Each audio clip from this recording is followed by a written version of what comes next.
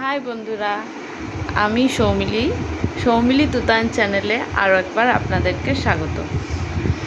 আজ আমাদের মা ছেলে কারুরই ভাত খাওয়ার সেরকম ইচ্ছে ছিল না, তাই আজ বানিয়ে নিয়েছিলাম আমি মটর পনির।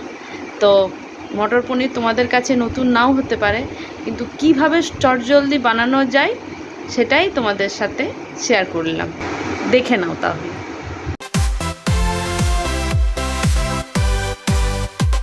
প্রথমে আমরা একটা পনিরের টুকরো নিয়ে নিয়েছি, সেটাকে টুকরো টুকরো করে কেটে নিয়েছি।